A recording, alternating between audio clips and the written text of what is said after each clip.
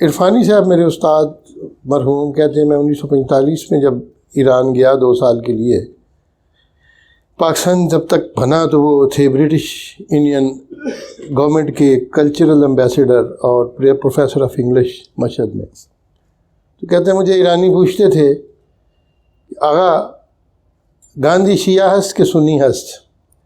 گاندھی شیعہ ہے کہتے ہیں اس کے اسلام میں تو کوئی شک ہی نہیں تھا نا گاندھی کے، کہ مسلمان تو اس کو پکا سمجھتے تھے ایرانی، لیکن وہ یہ نہیں سمجھتے تھے کہ یہ گاندھی سنی ہے کہ شیعہ ہے. یہ ان کا کویشچن تھا.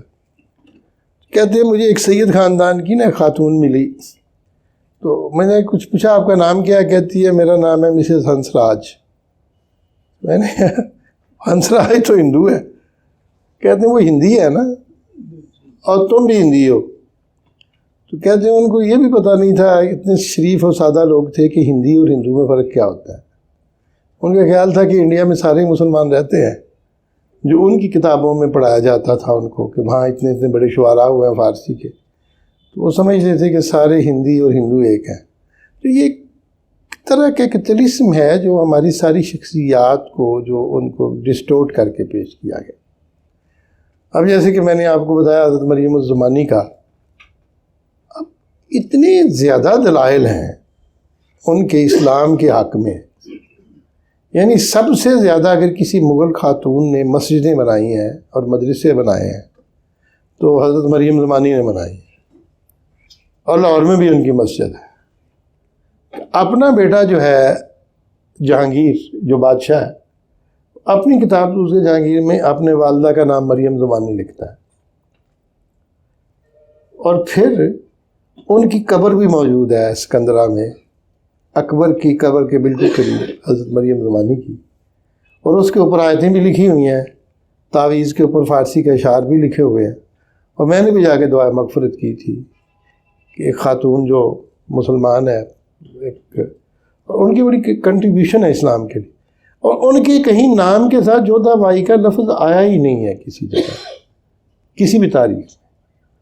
آئی ڈونٹ نو کہ یہ کس طریقے سے ہمارے ذہنوں کو پروپیگنڈ.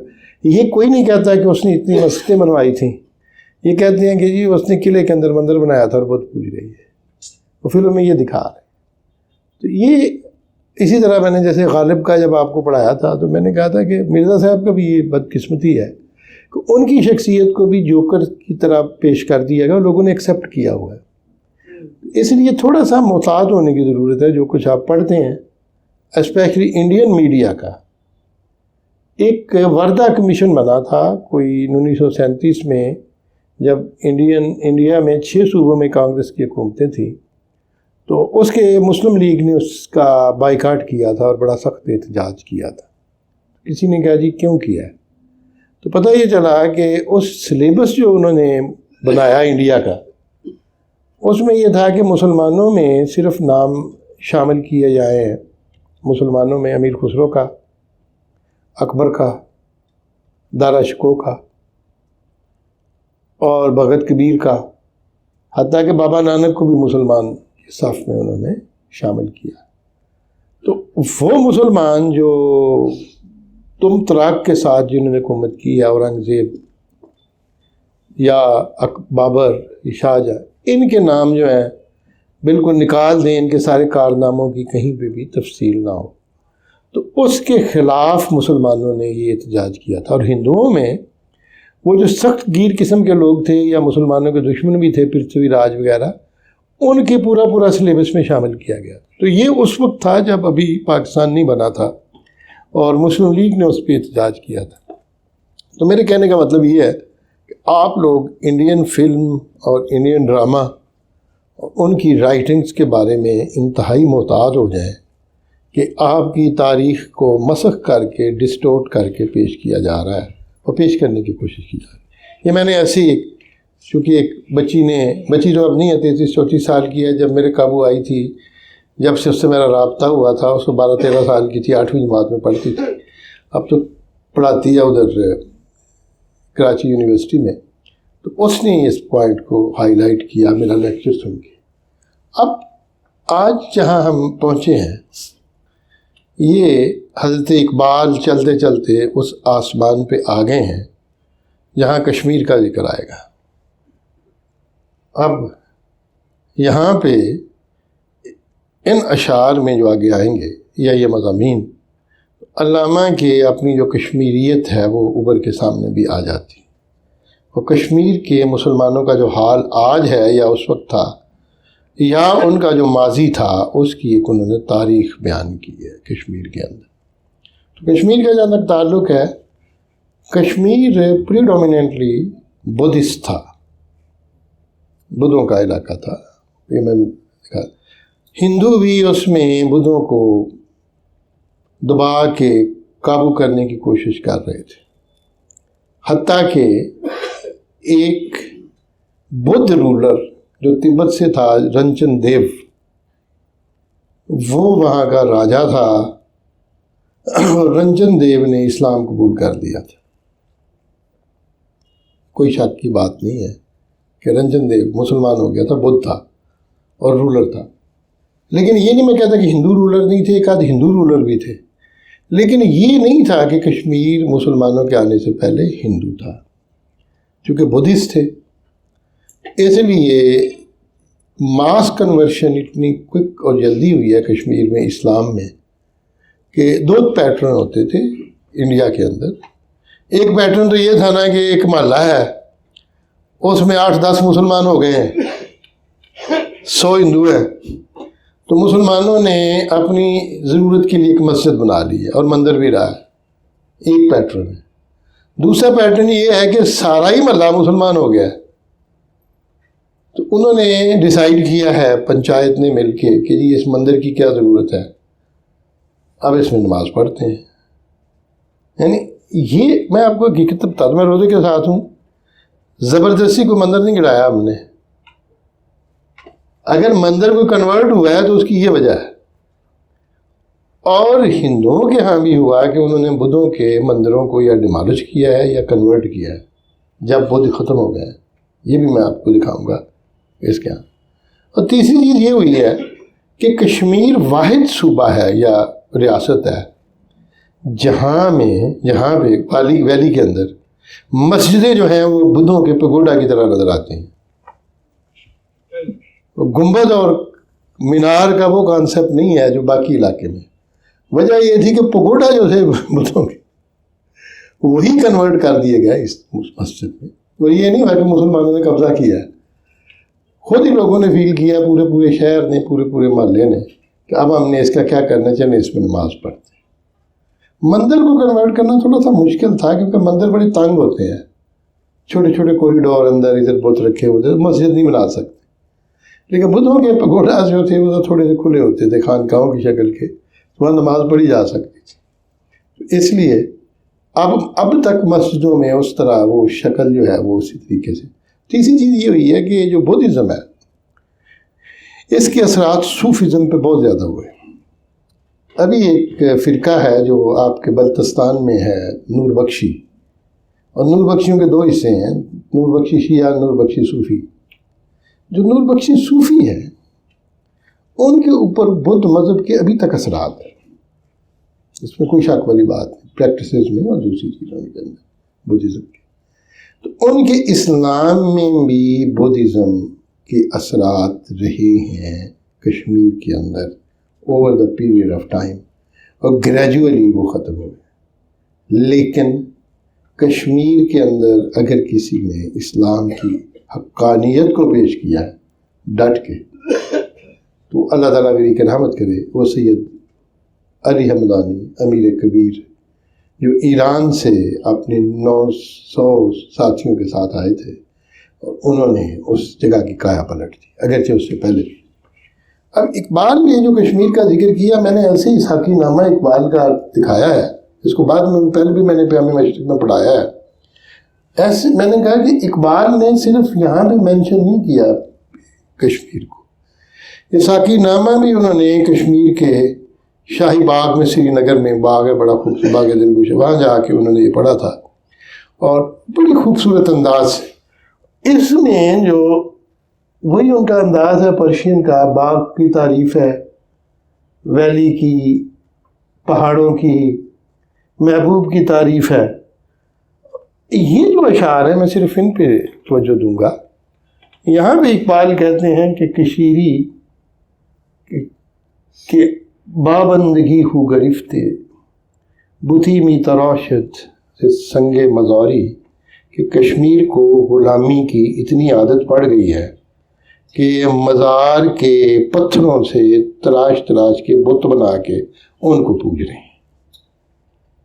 کشیری کے بابندگی ہو گرفتے، بتی می تراشت ز سنگ مزاری، ضمیرش تہی از خیال بلندی، خودی ناشناسی ز خود شرمساری. اس کا جو ضمیر ہے وہ بلند خیال سے خالی ہے، وہ خودی کو نہیں پہچانتا کشمیری، ز خود شرمساری، اور اپنے آپ سے شرمسار ہے. اپالوجیٹک. آج بھی انڈیا کے سامنے جو ان کے لوگ جو انڈیا کی بیعت کر چکے ہیں، ز خود شرمساری، وہ گالیاں بنا بنا کے اپنے آپ کو شرمسار پیش کرتے ہیں.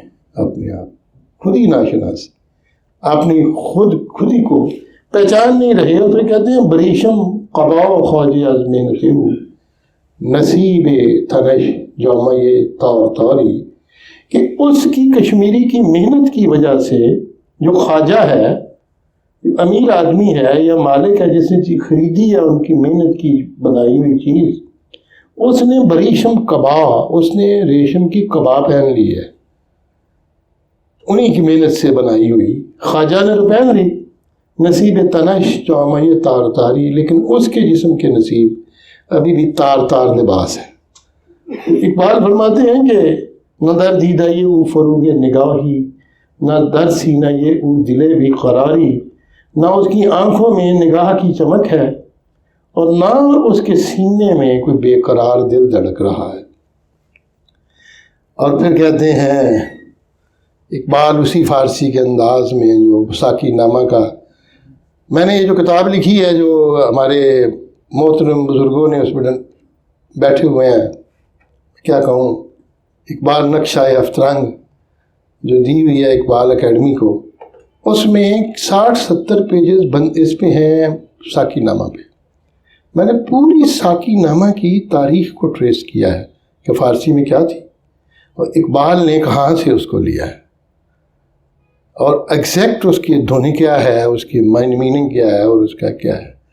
اینڈ کے اوپر ہر ساقی نامہ کوئی نہ کوئی مطلب جو ہے وہ اس کا بیان کر کے آخری شعر میں وہ ختم ہو جاتا ہے، جسے اقبال نے اپنے ساقی نامہ اردو میں کہا ہے کہ وہ سعدی کے شعر کو آخر پہ لے آئے ہیں. اگر یہ سر موی برتر پرم، فروغ تجلی بسوزت پرم، کہ مگر تاب گفتار کہتی ہے بس. یہ میں یہی کہا ہے نا کہ میں کہنا بہت کچھ چاہتا ہوں، مگر تاب گفتار کہتی ہے. یہاں پہ کہتے ہیں کہ ازان مئی فشان قطرائی بر کشیری، کہ خواہ کسترش آفرینت شراری، اسی پرانی شراب سے ایک قطرہ کشمیریوں کے اوپر ڈال دو، کشمیر کی مٹی کے اوپر، کشمیر کی سرزمین کے اوپر وہ پرانی شراب کا ایک قطرہ ڈال دو کہ خواہ کسترش آفرینت شراری، کہ اس کی راکھ سے چنگاریاں دوبارہ پیدا ہو کے شعلوں کی شکل میں تبدیل ہو. یہ اقبال کا پیام مشرق میں تھا جو میں نے آپ کو پڑھایا ہوا ہے. اب اگر آپ دیکھیں تو یہ جو ہے کاشان سے لے کے کشمیر تک یہ ایک بیلٹ ہے. یہ اب کسی بھی ملک کا جو ایمبیسڈر ہوتا ہے یا کونسل جنرل بڑا سمجھدار بندہ ہوتا ہے. میرے گھر میں جب آیا علی رضا ناظری، اس کے ایمبیسڈر، اپنے کونسل جنرل ایران کے، اپنی فیملی کے ساتھ کھانے پہ، ساتھ یہ پچھلے سال آئے تھے افطاری پہ، خانہ فرنگ ایران کے ڈائریکٹر بھی تھے، ان کی بیگم بھی تھی، آئے تھے مجھے گریجویٹ پیش کرنے کے لیے، ایرانیوں کا ایک وفد. تو میری بیگم کو مل کے انہوں نے ایک بات کی تھی، کہتے ہیں کہ میں ہر بندے کو، قوم کو پہچان لیتا ہوں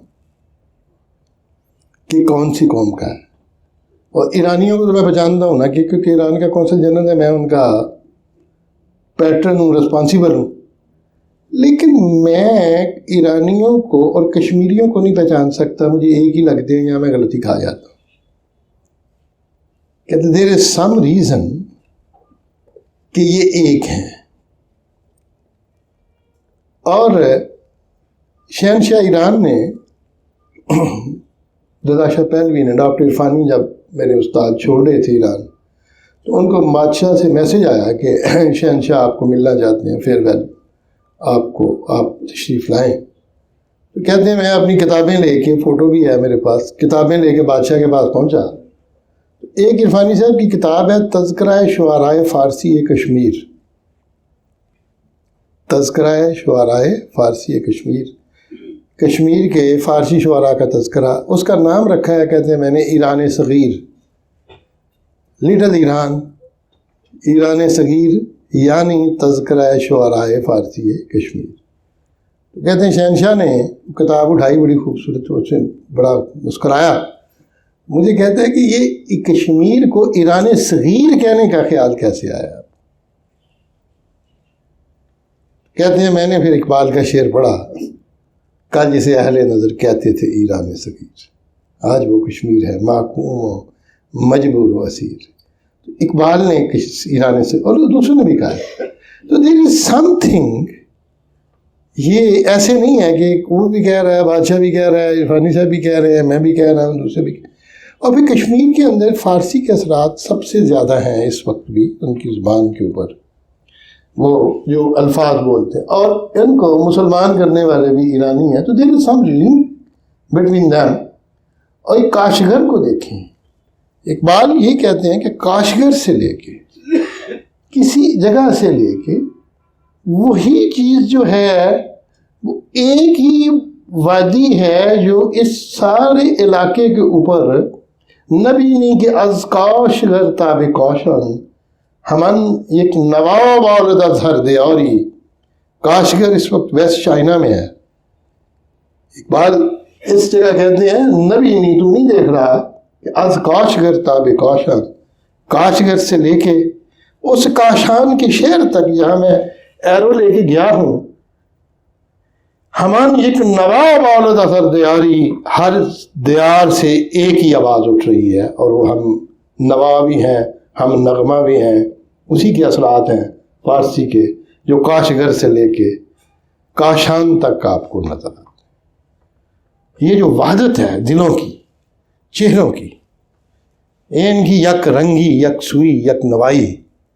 یہ اور پھر حیرت کی بات یہ، اگر آپ اس سارے علاقے کو دیکھیں، کاشغر سے، چائنا سے دیکھیں، کشمیر میں آ جائیں، اس سے آگے چل کے تاجکستان کو کراس کر کے then you cross to Afghanistan. یہ سارا علاقہ اتنا ڈسٹربڈ ہے اس وقت، پورا خطہ، کہ کیا ہوا ہے ان کے ساتھ. اور یہ وہ چیز ہے جو اقبال کی نظر میں، یہ جیسے میں نے کہا کاشغر کو اگر آپ دیکھیں آپ کو اس طرح نظر آتا ہے، اور کاشغر کی عیدگاہ آپ کو اس طرح نظر آتی ہے، اور کاشان کو دیکھیں تو آپ کو اس طرح نظر آتا ہے، اور نشاط باغ کشمیر کو دیکھیں تو آپ کو یہ نظر آتا ہے جہاں اقبال نے ساقی نامہ پڑھا ہے. ایک وحدت، ایک لنک، ایک لائن. اس موجودہ دور نے اس وحدت کو ٹکڑے ٹکڑے کر دیا ہے، اور یہی وہ تھی وحدت جس کو ٹکڑے ٹکڑے کیا ہے. اس کو دوسرے انداز میں کہا ہے، ایک ہوں مسلم حرم کی پاسبانی کے لیے، نیل کے ساحل سے لے کے تابخا کے کاشغر. کوئی وہاں پہ بھی کاشغر، کاشان، کشمیر، ایک ورڈ آپ کو پہلے کاف کا لفظ آتا ہے، جہاں پہ آپ کو نشاط باغ، پھر کشمیر کی صوفیاء کی ٹریڈیشن، کس انداز سے صوفیاء نے تبلیغ کی، اور پھر کشمیری پنڈت بھی فارسی پڑھتے تھے. نہرو کی جو فیملی تھی یہ فارسی پڑھ کے آئی تھی. لکھتا ہے اپنی کتاب میں کہ میری فیملی پرشین پڑھی ہوئی تھی، اور اس وجہ سے جاب کرنے کے لیے مغلوں کے آخری دور میں، لیٹر مغل کے دور میں وہ آئے تھے کلیریکل جاب کرنے کے لیے، فارسی کی وجہ سے، کشمیر کے پنڈت. اور یہ جو اس حد تک تھا وہ. ڈاکٹر عرفانی کہتے ہیں کہ میں ابھی دکھاؤں گا طباطبائی کی تصویر کہ جو سب سے ڈائنامک شخصیت مجھے ایران کی ہسٹری میں لگتی ہے پولیٹیکلی، خمینی صاحب کے علاوہ ان سے پہلے حضرت آیت اللہ العظمیٰ طباطبائی کی نظر آتی. دیٹ گریٹ مین، انہوں نے بڑی محنت کی تھی شیعہ سنی اتحاد کی، ڈاؤٹس ختم کرنے کے لیے، بڑا ان کا پازیٹیو رول تھا. لیکن حضرت طباطبائی کو بھی نہرو خط لکھتا تھا. ڈاکٹر عرفانی کہتے ہیں جو مجھے انہوں نے 2 خط دکھائے نہرو کے، وہ فارسی میں تھے اور نیچے اس کے نہرو کے سائن بھی تھے. تو نہرو بھی فارسی سمجھتا تھا، یا اگر کسی نے لکھوایا بھی ہے اس نے، لیکن ہاتھ سے لکھے ہوئے تھے، ٹائپ نہیں تھے، واٹ ایور اٹ واز. اور اس سے بڑھ کے یہ کہ جسونت سنگھ نے اپنی کتاب میں لکھا ہے، جناح میں شاید، اس کی 2 کتابیں ہیں بڑی جو میں نے پڑھی ہوئی ہیں، میں شاید کنفیوز نہ کر لوں. ایک اس کے اپنے وطن کی ڈیوٹی کے لیے ہے، اور ایک اس کی کال فار ڈیوٹی، اور دوسرا یہ ہے. تو اس میں ایک کتاب میں اس نے لکھا ہے کہ Nehru did not understand the true meaning of Hindutva because he belonged to a highly Persianized Kashmiri family. highly Persianized Kashmiri family. اور یہ بھی حقیقت ہے کہ ایک شخصیت تھی جو علامہ کی بہت عزت کرتے تھے، سپرو صاحب، سر تیج بہادر سپرو. اور سر تیج بہادر سپرو بہت بڑے اسکالر تھے فارسی کے، اور بڑے وہ تھے، وکیل تھے. موتی لال نہرو کے وہ ساتھ کام کرتے تھے، اور پنڈت نہرو نے ان کا کافی ذکر کیا. اور اس شخصیت نے اورنگزیب کے پڑے ہوئے ڈاؤٹس کو مٹانے کی کوشش کی ہے، تاریخ کے حوالوں سے ثابت کیا ہے کہ اورنگزیب بڑا روادار بادشاہ تھا اور ہندوؤں کے مندروں کو گرانٹ دیتا تھا. یہ تیج بہادر سپرو نے لکھا ہے پانڈے کے ساتھ مل کے، پانڈے نے کتاب لکھی. تو فارسی کے جتنے بھی وہ کاغذات ان مندروں نے ہینڈ اوور کیے، ان کو بھی پانڈے نے کیا. اور یہ بھی کہتے ہیں کہ ایک دفعہ حیدرآباد دکن میں کیس پیش ہوا جس میں ایک طرف سے قائد اعظم پیش ہوئے، دوسرے سے پانڈے پیش ہوا. تو قائد اعظم کے پاس فارسی ڈاکومنٹ تھے جو اس میں پڑھ دیتے تو ان کو پڑھنے میں دشواری آئی. تو تیج بہادر سپرو نے کہا کہ مجھے دے دیں، میں پڑھ کے سنا دیتا. انہوں نے پڑھ کے جب بولا اور ٹرانسلیٹ کیا، اگلے دن انگریزی خبروں میں آیا، تمام اخبارات میں، کہ Mister Jinnah was assisted by Munshi Tej Bahadur Sapru, Munshi knew Persian. تو یہ جو تھا، یہ ہندو پنڈت بھی فارسی پڑھتے تھے. پنڈت رتن ناتھ سرشار، تیج بہادر سپرو، یہ لوگ. تو یہ ایک لحاظ سے کشمیری جسے کہتے ہیں وحدت کے اندر سارے آپ کو پرشین، یا آپ مسجدیں دیکھ لیں، خانقاہیں دیکھ لیں، اور چلے جائیں آپ بینکاک چلے جائیں تو پیگوڈا بھی اسی طرح کے تھوڑے ملتے جلتے نظر آتے ہیں نا. چراغ شریف کی بڈگام پہ جو درگاہ ہے وہ بھی آپ کو اسی طرح نظر آئے گی.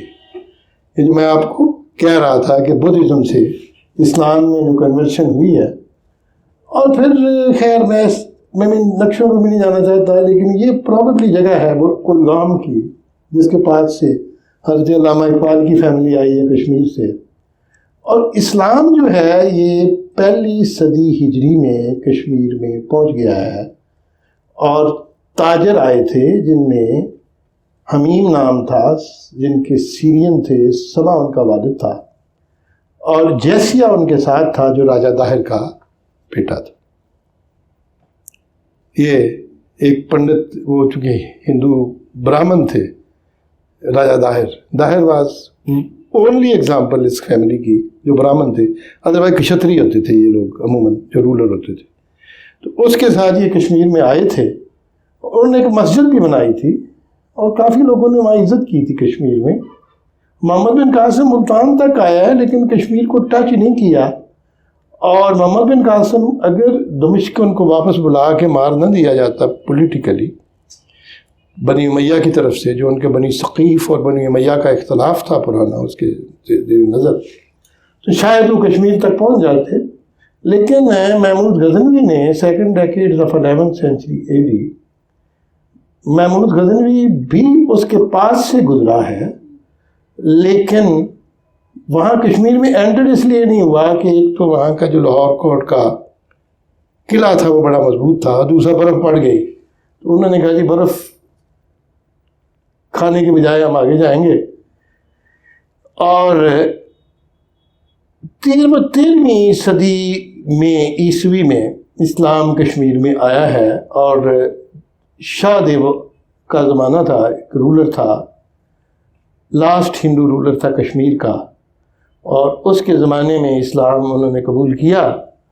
اور اس کے بعد the first Muslim indigenous ruler assumed the title of Sultan Shamsuddin. اور اقبال نے بھی شمس الدین کا ذکر کیا. حضرت بلبل شاہ جب آئے ہیں تو ان کے ہاتھ پہ اسلام قبول کیا ہے شمس الدین نے، اور خود مہاراجہ جو ہے وہ مسلمان ہو گیا. اب یہاں پہ پھر ہندوؤں کا یہ کہنا کہ ڈنڈے کے ساتھ انہوں نے کیا، تلوار کے ساتھ، یہ ایسی کوئی بات نہیں تھی. یہ صوفیاء تلوار دے کے نہیں آئے تھے، یا تجار جو آئے تھے وہ آئے تھے بڑے اپنا محبت کے ساتھ. اور یہ 2 صدی تک سلطان شمس الدین کی جو تھی حکومت رہی ہے. اور اس کے بعد حضرت سید شرف الدین عبد الرحمن بلبل شاہ، انہوں نے کشمیر میں اسلام کی تبلیغ کی ہے، اور انہوں نے کل سیروا فی الارض کی آیت کی تفسیر کرتے ہوئے یہاں پہنچے ہیں. اور 1295 میں اس زمانے میں جو زمانہ تھا شاہ دیوا کا، اس میں پہنچے ہیں، اور سلطان ان کے ہاتھ میں مسلمان ہو گیا. اب حضرت سید شرف الدین بلبل شاہ کشمیر میں آئے ہیں تھوڑے عرصے کے لیے، واپس چلے گئے ہیں مشرق اپنا یہ سینٹرل ایشیا میں. 1320 میں پھر واپس آئے ہیں، اور اس وقت رنجن شاہ نے حکومت اپنی اسٹیبلش کر لی تھی، اور رنجن شاہ بدھسٹ تھا، اور رنجن شاہ نے اسلام قبول کیا ہے ان کے ہاتھ میں، اس میں بھی کوئی شک نہیں. ہندو رولر بھی مسلمان ہو گیا. اس کے بعد بدھسٹ آئے، بدھ بھی مسلمان ہو گیا. اور اس نے فجر کی نماز میں ان کو دیکھا، اس شخصیت کے گریس کو، نوبلٹی اور ڈگنیٹی. میں ایک چیز ضرور کہتا ہوں، یہ جو ایرانی بزرگ آئے تھے بابے، ڈاکٹر عرفانی بھی کہتے ہیں، میں ان کی کرامات پہ نہیں جاتا. میں یہ کبھی نہیں کہتا کہ وہ جو تھے نا ہوا میں اڑتے تھے، سپ کو سونے کا اپنا سپ، لکڑی کے سپ بنا، نہیں ایسی بات کوئی نہیں تھی. لیکن کیا ان کی شخصیت میں گلیمر تھا؟ کہ ان کی بات پہ یہ اثر تھا کہ لوگ اپنے آبا و اجداد کا دین چھوڑ کے، ان کا کلمہ پڑھ کے، ان کے ہاتھ میں بیعت کر کے ان کے مرید بن جاتے. ایک میگنیٹک شخصیت، خوبصورت شخصیت، میگنیٹک.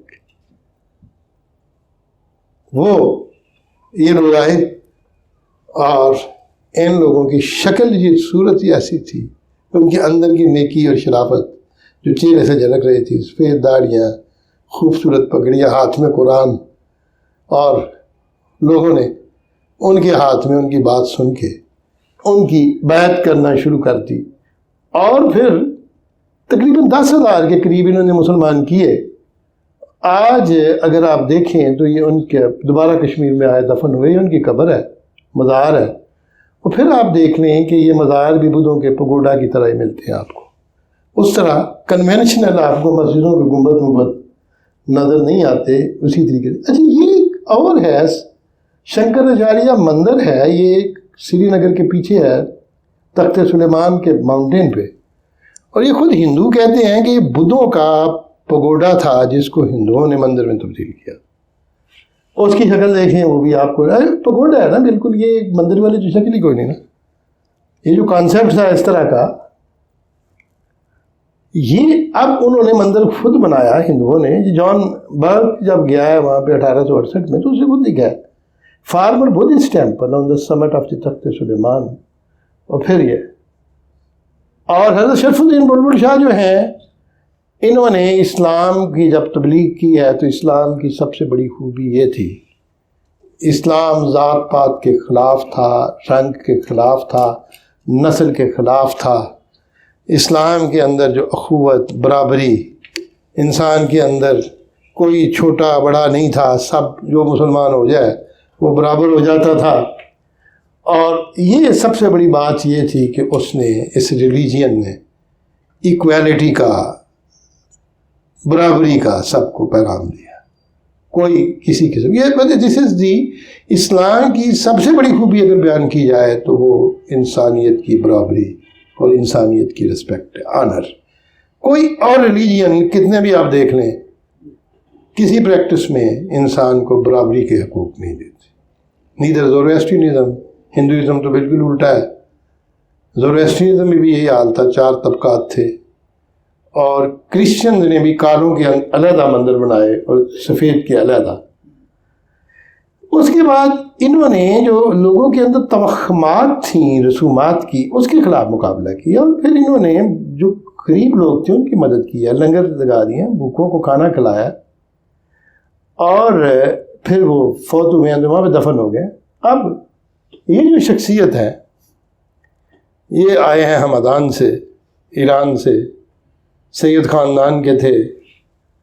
سید شہاب الدین نام تھا، والدہ کا نام فاطمہ تھا، اور والد صاحب جو تھے وہ گورنر تھے ہمدان کے.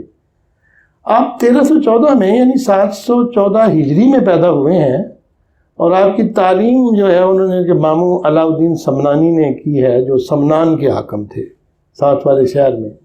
بچپن میں قرآن پاک حفظ کیا ہے، اور 12 برس کی عمر میں فقہ، عقائد، اصول حدیث اور تفسیر پڑھی ہے. پھر سلوک طریقت کی تعلیم شیخ شرف الدین محمود ابن عبداللہ المزدقانی سے لی ہے، اور ابن عبداللہ المزدقانی کے ہاتھ میں بیعت کر کے ان کے مرید ہوئے ہیں.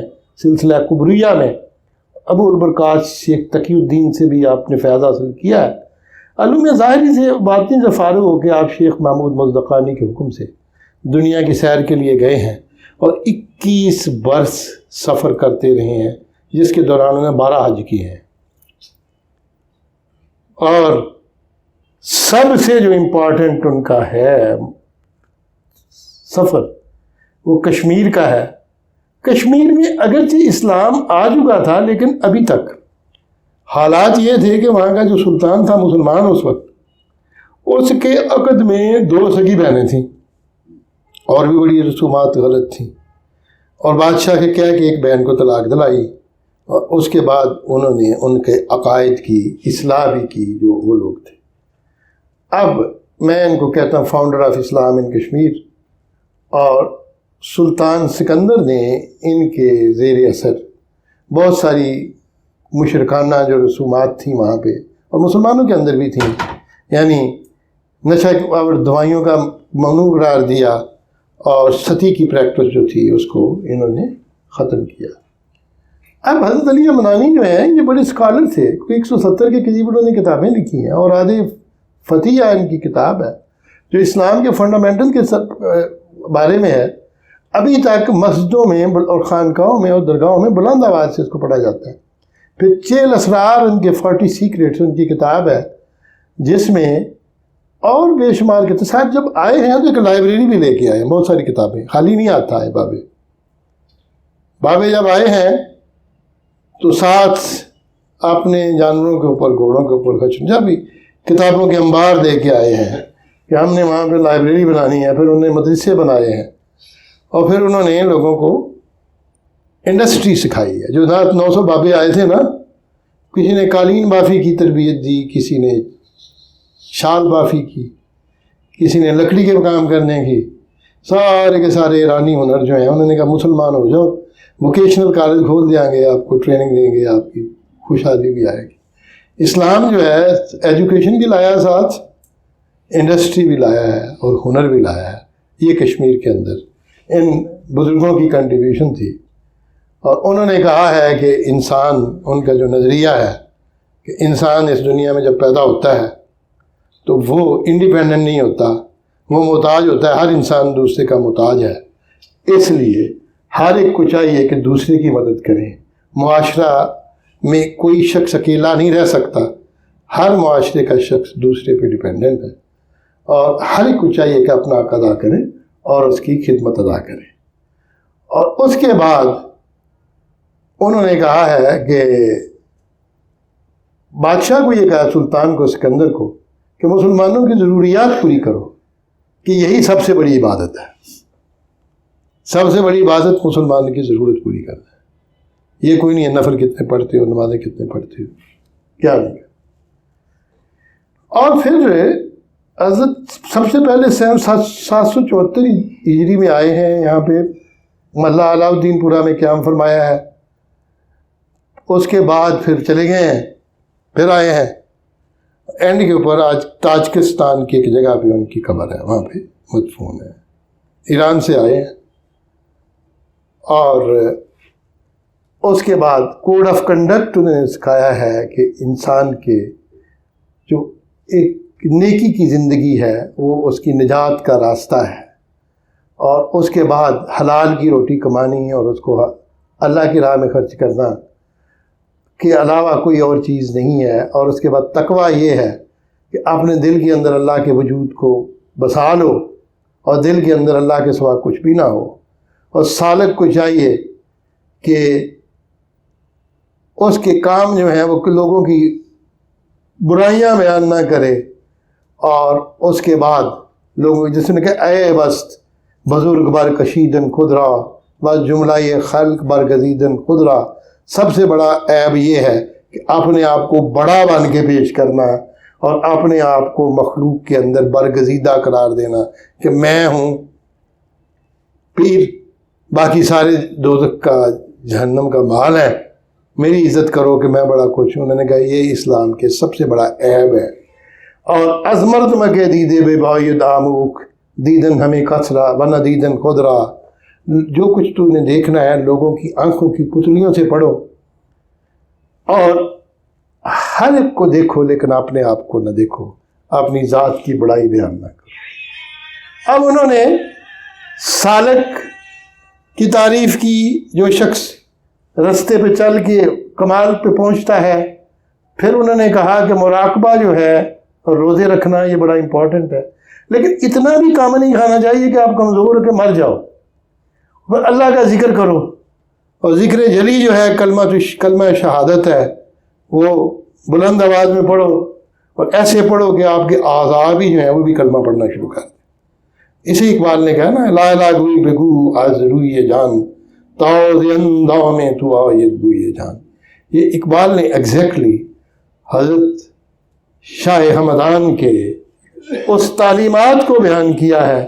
انہوں نے کہا عام لوگوں کو اس سے زیادہ مکس نہ ہو، اور اس کے بعد کہا ہے کہ ذکر جو ہے، ذکر کیا ہے، یہ اس کے بارے میں بھی ایک رسالے میں سارے کا سارا بیان کیا ہے.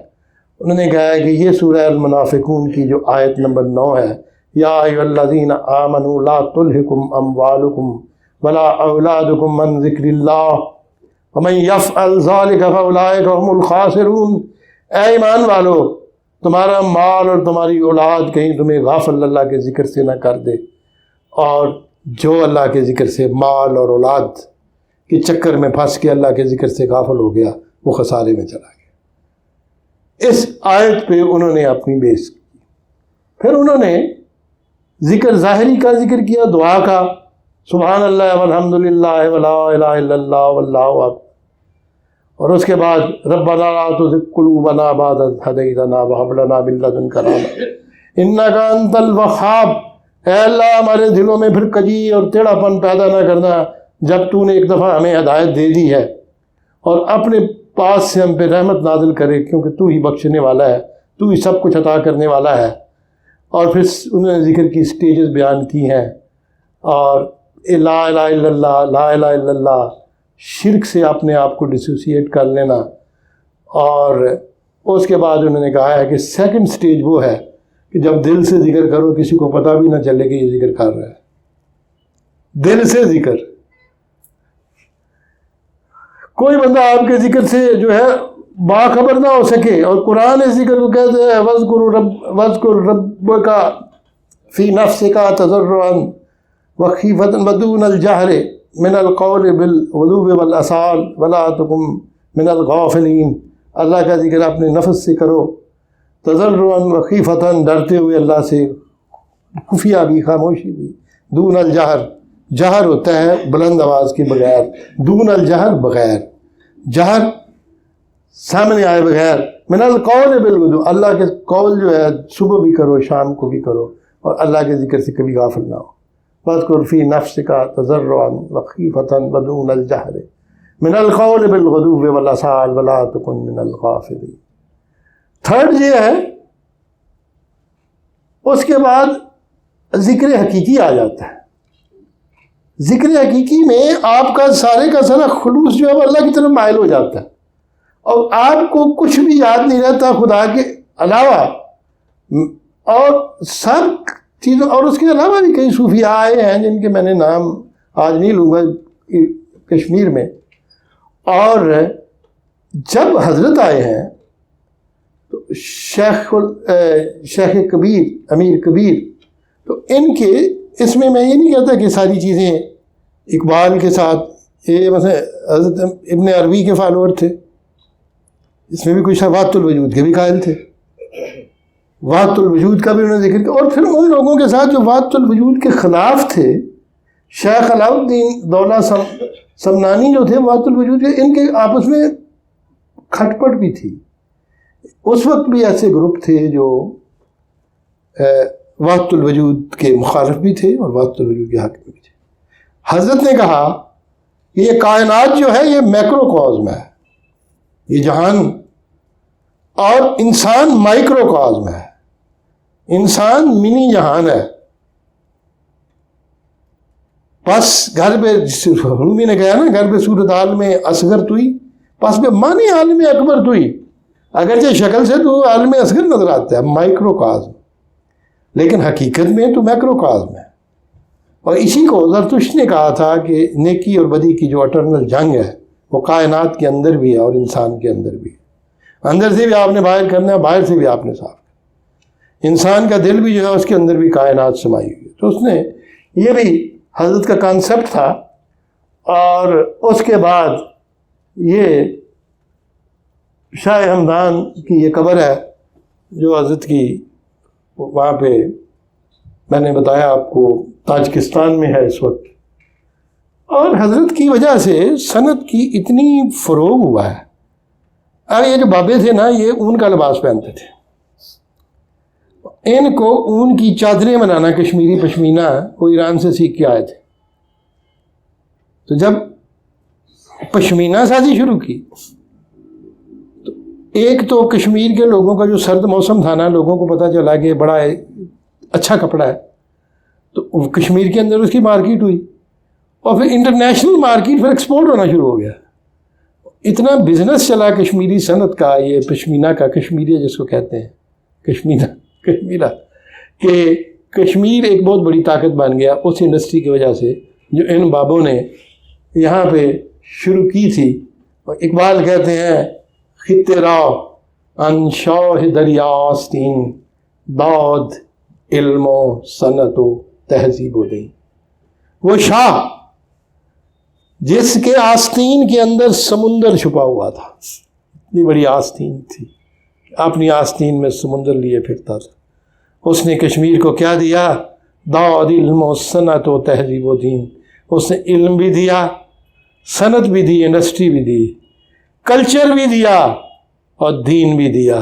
تو اسلام کا جو سبق صوفیاء نے دیا وہ ایک پیکج کی شکل میں دیا. اے نہیں اللہ اللہ کرو تو باقی بھوکے مرو. ووکیشنل ٹریننگ ان کو داد علم و صنعت و تہذیب و دین، رہنے کا ڈھنگ بھی سکھا دیا، زبان بھی دے دی پرشین، اور پھر دین عطا کیا، دین برحق. اور کہتے ہیں آفریدن مردی ران صغیر، با ہنر ہائے عجیب و دل پذیر. اور اس نے کشمیر کے اندر لٹل ایران بنا دیا، عجیب اور دل کو موہنے والے ہنر کے ساتھ. ایک بہت بڑی فلاحی شخصیت ہی کر سکتی ہے.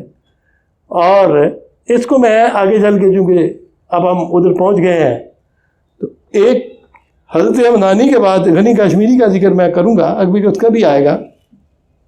یہ شاہ جہاں کے زمانے کے ایک فارسی شاعر تھے، اور اورنگزیب کے زمانے، درویش آدمی تھا. بادشاہ نے کہا کہ اس کو لاؤ دربار میں. اس نے کہا تھی اس کو بتاؤ بادشاہ کو غنی پاگل ہو گیا. انہوں نے کہا نہیں، جھوٹ بولتا ہے. جب پکڑنے کے لیے گئے تو انہوں نے اپنے کپڑے خود پھاڑ دیے. انہوں نے کہا میں نہیں جاتا بادشاہ کے پاس. اشائی قبیلے سے ان کا تعلق تھا، اور یہ شادی بھی نہیں کی ساری عمر. اور فارسی شاعری کا یہ حال تھا کہ صاحب تبریزی جب ایران چلے گئے تو لوگوں کو ریکویسٹ کرتے تھے کہ انڈیا سے آتے ہوئے غنی کے شعر اگر ملیں تو لے آئیں ساتھ. تو غنی جیسا درویش اور شاعر نہیں ہوا.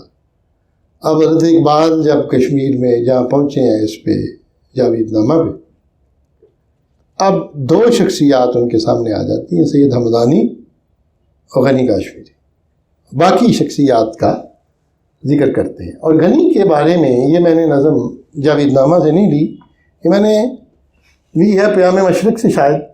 غنی ان سخن گوی بلبل صفیر، غنی جو بلبل کی آواز نغمات گانے والا سخن گو تھا. نوا سنج کشمیر مینو نذیر، مینو بہشت، میں نے کہا تھا گیتی یہ، اور مینو جو بھی انویزیبل ہے. مینو نذیر، مینو کا مثال وہ کشمیر جو بہشت برین کی مثال ہے، اس کے اندر وہ نوا سنج تھا.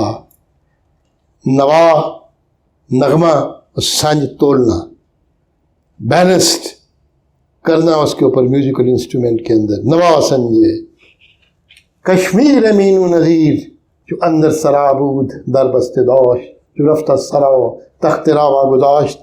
جب گھر میں ہوتا تھا تو کنڈی لگا لیتا تھا اندر سے، در بست داشت، دروازہ بند رکھتا تھا. اور جو رفتہ سرا، جب گھر سے چلا جاتا تھا، تخت راوا گذاشت، دروازہ کھلا چھوڑ دیتا تھا. اور عجب یکی گفت شاہی شاعر دل رسی، عجب دور دستکار تو ہر کسی. ایک کسی نے کہا کہ اے دل کو پہنچنے والے شاعر، یہ جو تو کام کر رہا ہے، اذکار تو تیرا کام سے ہر بندہ عجیب اس کو فیل کر رہا ہے. ہر شخص بے پاس شخص خوش گفت مرد فقیر، فقیر و بے اکلیم مانی امیر. تو جواب میں اس مرد فقیر نے کیا اچھی بات کی. تھا تو وہ فقیر لیکن مانی کی سلطنت میں وہ امیر تھا، روحانی سلطنت کا وہ بادشاہ تھا. اس نے کہا کہ درین خان نے وہ کہا کہ زمن جدیدن یارن رواست، ترین خان جز من متائی کجاست.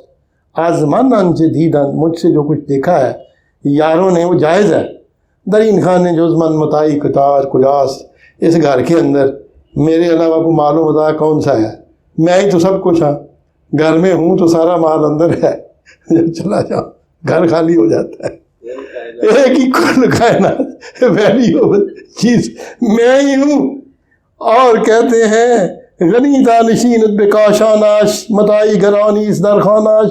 غنی جب بیٹھ جاتا ہے اپنے کاشانے میں آ کے، اپنے محل میں آ کے بیٹھ جاتا ہے، متائی گرانیس تو بہت بے بہا قیمتی متاع ہے، در خاناش اس کے گھر میں.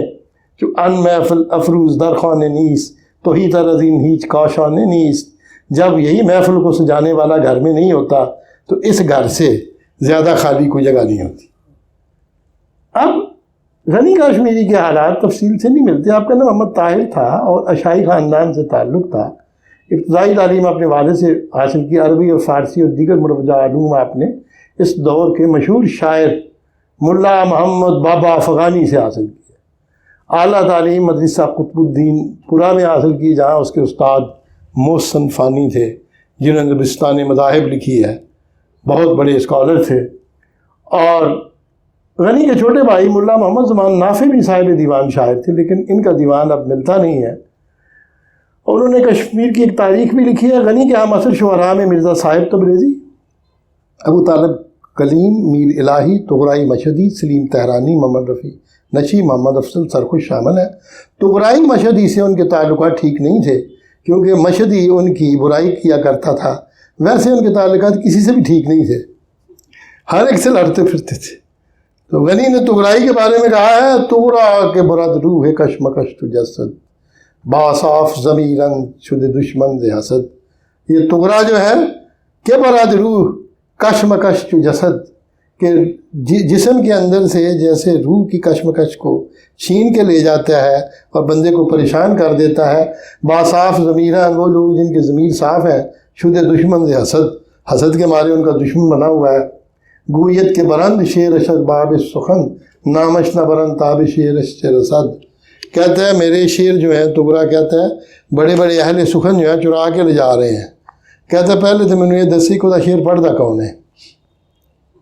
کہتے ہیں نامش نہ بلند، وہ نام نہیں لیتا تاب شعر شعر ساتھ کہ اس کا شعر کس تک پہنچتا، اس کا تو پڑھتا ہی کوئی۔ پہلے تخلص ان کا جو تھا طاہر تھا، پھر انہوں نے غنی اختیار کیا، اور انہوں نے کبھی بھی شاعری کو کسب زر کا ذریعہ نہیں بنایا۔ لوگ کہتے ہیں کہ اس نے شاہ جہاں کا قصیدہ لکھا، شاہ جہاں نے گھوڑا دیا تھا، ایسا نہیں تھا۔ فروغی شاعر تھا جس نے قصیدہ لکھا تھا، اس کو گھوڑا ملا تھا۔ ان کی شاگرد مسلم نے، جس نے ان کا دیوان مرتب کیا، اپنے دیباچے میں لکھا ہے کہ ان کے پاس کاغذ اور قلم دان کے علاوہ کچھ بھی نہیں تھا، بس ایک بوریائی فقر زینت خانہ تھا، ایک بوری سی، ٹاٹ بچھا لیتے تھے، غنی اس میں مست تھے۔ انہوں نے کبھی اپنی بے بسی کا رونا نہیں رویا اور نہ ہمت اور حوصلہ چھوڑا۔ انہوں نے اپنے زمانے کے عمراء اور حکماء سے فائدہ حاصل نہ کیا، کیونکہ کسی کو خاطر میں نہیں لاتے تھے۔ ان کی خودداری اور استغنا کا یہ عالم تھا کہ اپنے پڑوسی کے تندور سے آگ مانگنا بھی آر سمجھتے تھے۔ الو ہمتم کئی آتش ازم سوئے می خواہد نانکی سازم گرم چو تندور زد۔ کہتے ہیں میری یہ غیرت گوارا نہیں کرتی کہ ہم سائے دے تندور تو روٹی لواواں، آپ ہی آگ بال لینا، آگ گرم ہوندی ہے، روٹی پکے نہ پکے آپ ہی پکا لیتے۔ ٹھیک، نانے کھیش سازم، اپنا نہ روٹی بنا لیتا، گرم چو تندور زد، جب میرا اپنا تندور گرم ہو جاتا ہے۔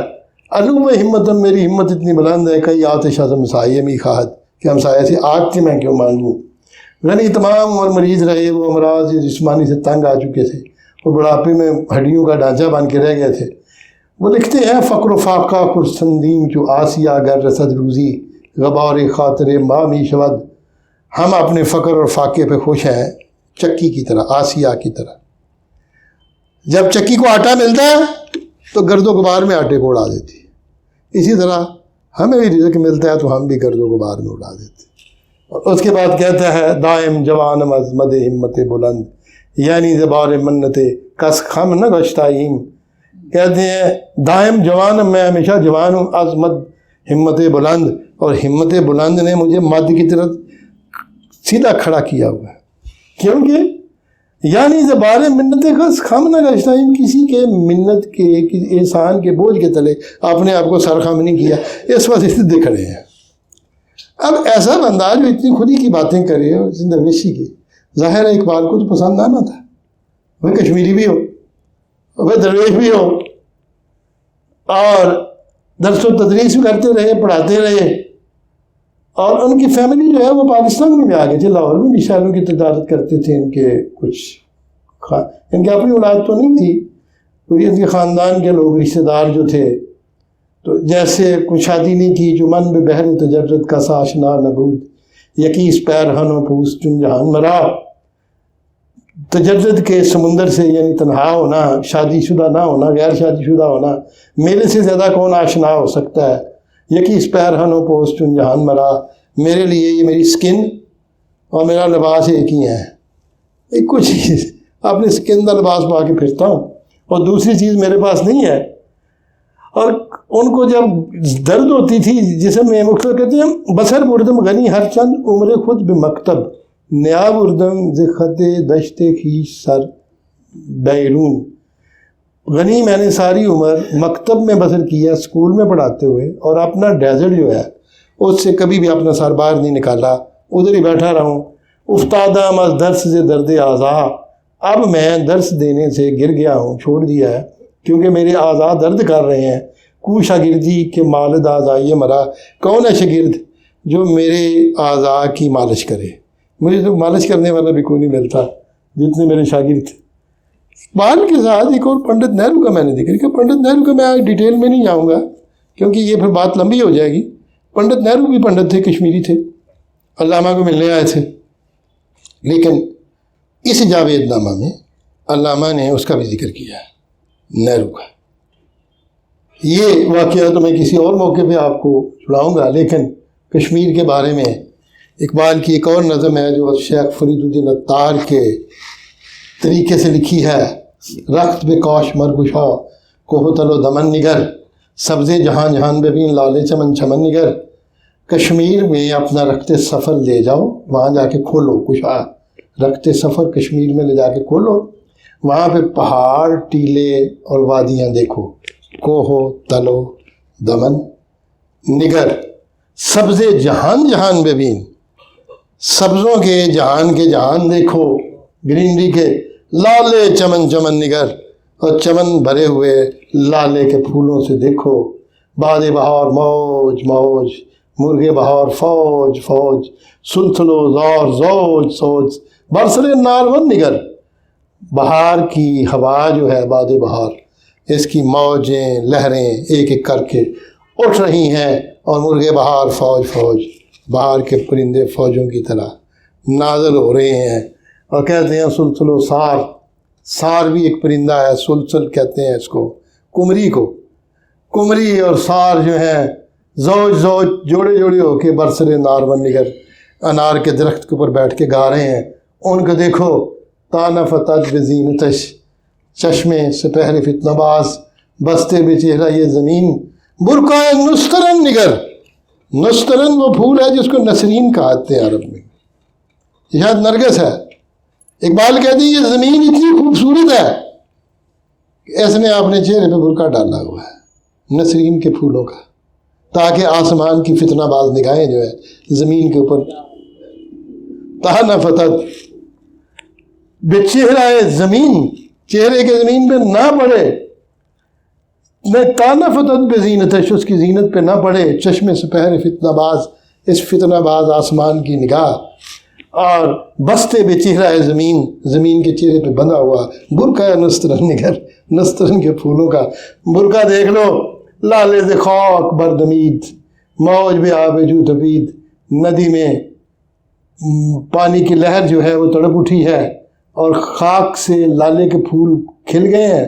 خاک شرر شرر ببین، آپ شکن شکن نگر، مٹی کو چنگاریوں کی شکل میں دیکھو، ایک چنگاری ہر ذرے سے اٹھ رہی ہے۔ آپ شکن شکن نگر، ندی کے پانی کی شکنیں دیکھیں، ایسے ایسے شکنیں پڑ رہی ہیں، مٹی کے اندر چنگاریاں ہیں، پانی کے اندر شکنیں ہیں۔ اور کہتے ہیں کہ زخم بے تار سازن، باد بے سوتگین بریز، قافلہ بہار را انجمن انجمن نگر۔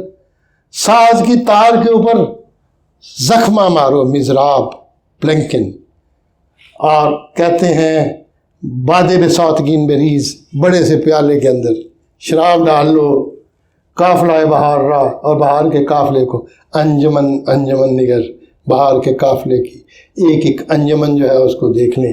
اور یہ جو شعر میں نے آگے ان کے لیے کہا ہے، دختر کی برہمنی لالے رخی سمن بری، برہمن کی چھوٹی سی بیٹی دختر کی برہمنی، لالا رخی جس کا چہرہ لالے کی طرح ہے، سمن بری جس کا جسم یاسمین کی طرح سفید ہے، چشم بروی گشا، اس کے چہرے پہ ایک نگاہ کھول کے دیکھ لو، بعض بخیشتن نگر، پھر اپنے آپ کو دیکھ لو، ہم کتنے مخلوق ہیں۔ کہتے ہیں یہ جو ہے نا دختر کی برہمنی لالے رخی سمن بری، اگرچہ علامہ کے زمانے میں بھی نہیں بڑی ہوئی تھی، وہ اندرا گاندھی، کسی نے اندرا کے بارے میں بھی کہا ہے دختر کی برہمنی لالے، کشمیری برہمن کی اولاد۔ اقبال اور نہرو کو میں جو ہے وہ آگے آج نہیں، میں اس لیے میں چھیڑنا نہیں چاہتا کہ یہ علامہ اقبال کو بھی کشمیری نسل ہونے پہ ناز تھا، اور یہ دو باپ بیٹا تھے، موتی لال اور جواہر لال۔ آپ ان سے سیاسی اختلاف ہم کرتے ہیں، کرتے رہیں گے اور کر سکتے ہیں، لیکن یہ دونوں انتہائی نستعلیق قسم کے فارسی پڑھنے والے، شائستہ گفتگو کرنے والے، کرٹیس، مہمان نواز اور اجلے قسم کے پنڈت تھے، جو شروع سے نہرو سے پہلے کی میں بات کریں، ان سے مسلمانوں کے ساتھ ان کے تعلقات ہمیشہ اچھے رہے۔ اتنا ان کا رنگ سرخ و سفید تھا کہ جب جنگ آزادی ہوئی ہے تو نہرو اپنی کتاب میں لکھتا ہے کہ دلی میں جب قتل عام ہوا تو ہمارے بزرگ جو تھے، اس کا دادا یہ کول پنڈت تھے، اور یہ نہر کے کنارے آ کے آباد سے نہرو کہلاتے تھے۔ کہتے دہلی کو ہم چھوڑ کے بھاگ رہے تھے بزرگ ہمارے، اور الہ آباد جا رہے تھے، تو کہتے ہیں ہماری جو گرینڈ پھوپھی تھی وہ اتنی خوبصورت تھی کہ انگریزوں نے سمجھا ساڑی کڑی چک کے لے جا رہے ہیں۔ تو انگریزوں کیا پہلے 200 پنڈتوں کہ ثابت کرنا پڑا کہ انگریزوں کی بچی نہیں، ہم اپنی بچی لے جا رہے ہیں۔ یہ کشمیریوں کے ساتھ ہوتا ہے، مجھے کہنا نہیں چاہیے، بٹ آئی مسٹ سے کہ میرے ساتھ بھی ہوتا تھا. میں بھی انگلینڈ میں آ رہی یہی کہتا تھا کہ از شی انگلش؟ وہ میں کہتا نہیں میں کشمیر تو لے کے آیا بیگم. وہ اس کو بھی ماننے کو تیار نہیں تھے کہ میں وہ کشمیری ہے. انگریزی بھی اس کی اچھی تھی. اور اس دن یہ بات میں نے کی جسر ناصرہ سے, تو جسر ناصرہ کہتے ہیں سب سے زیادہ ریسسٹ کشمیری ہوتے ہیں, ان کو اپنے رنگ پہ بڑا مان ہوتا ہے. مجھے بھی کہتے تھے کالی ہے. مطلب یہ ایک کشمیر دختر کی برہمنی لالے کی سمندری. اقبال کہتے ہیں یہ دو برہمن زادے کشمیر کے, ان کے چہرے اتنے سرخ ہیں کہ اس کے چہرے کی سرخی کے اوپر لالے کا پھول بھی شرمسار ہو جاتا ہے ان کو دیکھ کے. اور اب اس کو میں آج چونکہ میں سیاسی بات نہیں کر رہا, آج میں بابا جی کی بات ضرور کرتا ہوں. حضرت طباطبائی کی جن کا میں ذکر کر رہا تھا, بابا جی بڑے یعنی سارے آیت اللہ جو تھے نا وہ سیاسی حکومت نہیں تھی, لیکن ان میں تھی. اور بڑے سمجھدار اور بڑے جسے کہتے ہیں نا دانشور قسم کے انسان تھے. ایک انہوں نے کام ایسا کیا جو ڈاکٹر عرفانی کو اعتراض تھا. اخبار میں انہوں نے ہندوستان کے حق میں بیانات دینا شروع کر دیے 1962-63 میں. اب بادشاہ جو تھا وہ پاکستان کے حق میں تھا, سیٹو سینٹو, تو مولوی صاحب نے انڈیا کے حق میں بیان دینا شروع کیا. عرفانی صاحب کہتے ہیں کہ میں نے خط لکھا کہ حضرت میں نا آپ کو ملنا چاہتا ہوں. انہوں نے ٹائم دیا. خیر میں کہتے ہیں میں نے جناب کیا پہنی, شیروانی پہنی, میں قم میں پہنچ گیا حوضہ علمیہ میں. وہاں پہ درمیان میں گاؤں تقی کے اوپر بیٹھے ہوئے تھے حضرت, اور 7 دوسرے تھے علماء یا ان کے مریدین. تو کہتے ہیں کہ میں نے اپنا تعارف کروایا, میں پاکستان سے آیا ہوں, پاکستان ایمبیسی سے. تو حضرت نے کہا کہ آپ لوگوں کی سمجھ نہیں لگتی کہ نہرو جیسے امن پسند اور گاندھی جیسے خدا ترس انسان سے آپ کو کیا جھگڑا ہے. نہرو جیسے امن پسند اور گاندھی جیسے خدا ترس انسان. ڈاکٹر عرفانی نے جواب دیا وہ سونے کے پانی سے لکھنے والا ہے, جس نے ٹوٹل ان کا مینٹیلٹی چینج کر کے رکھ دی. عرفانی صاحب کہتے ہیں بابا جی ہمارا تو کوئی جھگڑا تھا ہی نہیں. کیا جھگڑا تھا؟ کوئی ہمارے بزرگ کوئی 5 جنریشن پہلے, کوئی 10, کوئی 20 ہندو ہوتے تھے, پنڈت تھے, کشمیری تھے, ہم بنیے تھے, اقبال پنڈت تھا. اور ہم لوگ بھی گائے کی پوجا کرتے تھے, گائے کا پیشاب بھی پیتے تھے, بندر کی بھی پوجا کرتے تھے, شرک کرتے تھے جو کچھ اس وقت میں ہوتا تھا. کہتے ہیں اللہ کو یہ منظور نہیں تھا. آپ کے بڑے خوبصورت بابے سفید داڑیاں والے ہاتھ سے قرآن پکڑ کے ہمارے لینڈ میں آ گئے. ہمارے بابوں سے غلطی ہو گئی کہ انہوں نے آپ کے بابوں کے ہاتھ پہ بیعت کر دی. آپ کے بابوں میں اتنا گرامر تھا, اتنی ان کی بات میں طاقت اور مقناطیسیت تھی کہ ہمارے بابوں نے اپنے آباء و اجداد کے دین کو چھوڑ کے کہا کہ یہ جو بزرگ آ گئے ہیں ایران سے یہ ٹھیک کہہ رہے ہیں, ان کے ہاتھ میں جو قرآن ہے وہ بھی حقانیت کا ہے. انہوں نے کہا شرک نہ کرو مارے جاؤ گے. ہم نے شرک کو چھوڑ دیا. گھر گئے, جا کے ماں باپ کو کہا آپ نے تو حلال کا کھانا کھانا ہے, ہم تو مسلمان ہو گئے ہیں. ماں باپ نے سمجھایا کہ اردو دے پٹھو ور انسان بنو. کیا ہو گیا تمہیں, بیڑا غرق تمہارا, قبیلے کی آپ نے ناک کاٹ لی, نہ تمہارے لیے کوئی رشتہ دے گا, نہ مصیبت, کیا بن گیا, مسئلے ہو گیا ہو. ٹھیک کہتے پہلے انہوں نے سمجھایا, پھر جھاڑا, پھر انہوں نے ڈنڈے مارے, پھر جب ڈنڈے بھی مارے پھر گھروں کاٹ دیتا. پھر ہم نکل آئے, اور نکل کے ہم نے اپنی ایک چھوٹے چھوٹے بستیوں میں بیٹھ گئے. بابیا نے کہا کوئی نہیں تھوڑی جگہ, خانقاہ میں آ جاؤ, درگاہ میں آ جاؤ, روٹی بھی مفت مل جائے, ٹھیک آؤ شادہ بنانا بھی سکھا دیں گے, روٹی بھی تمہاری جلتی رہے گی. کہتے ہیں ہم نے بابوں کی ہمارا ایک قافلہ بن گیا, اور وہ ہمیں مارتے رہے, گالیاں دیتے رہے. کہتے ہیں اسی چکر میں پاکستان بن گیا.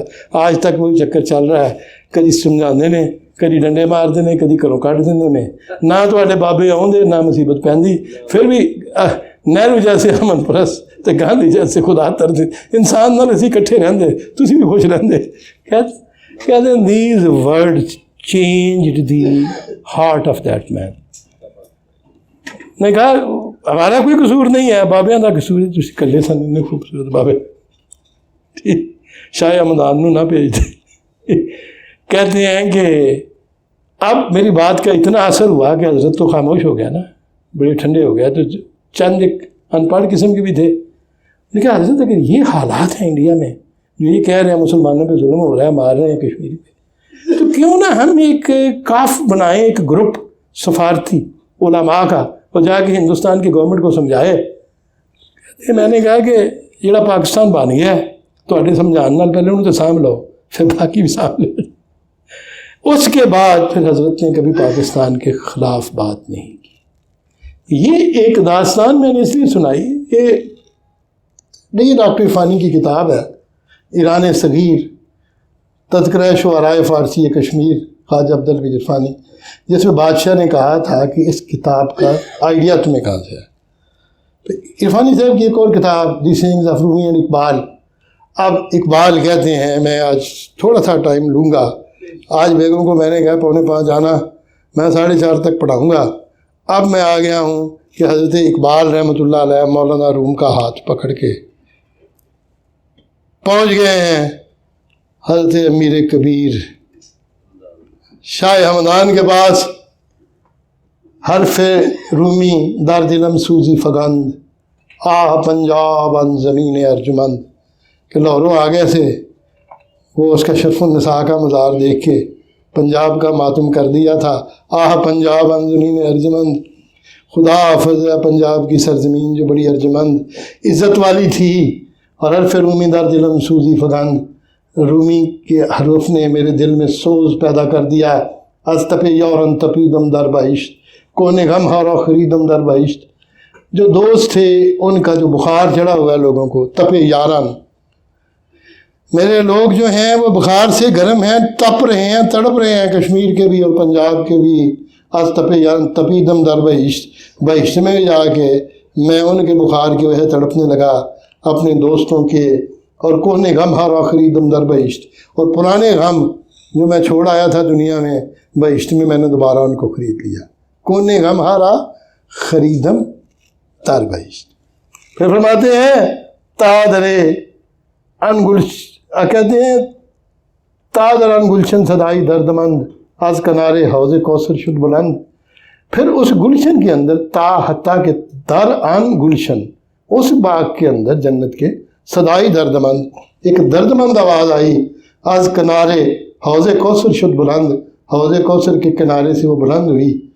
اور کہتے کیا ہیں، غنی کا شعر اقبال نے یہاں ریپیٹ کیا ہے، جمع کردم مشت خاشا کی کہ سوزم خیش را گل گمند عورت کے بندم آشیان در گلستان۔ میں تنکوں کی مٹھی کٹھی کر کے لایا تھا کہ اس کو رکھ کے آگ لگا کے اپنے آپ کو جلا لوں، لیکن پھول مسکرایا اور اس نے کہا یہ بندہ بھی یہاں آشیانہ بنانے کے لیے آ گیا ہے۔ میں سڑن نہیں آیا تھا، انہوں نے سمجھا ہے کہ آشیانہ یہ ہے غنی۔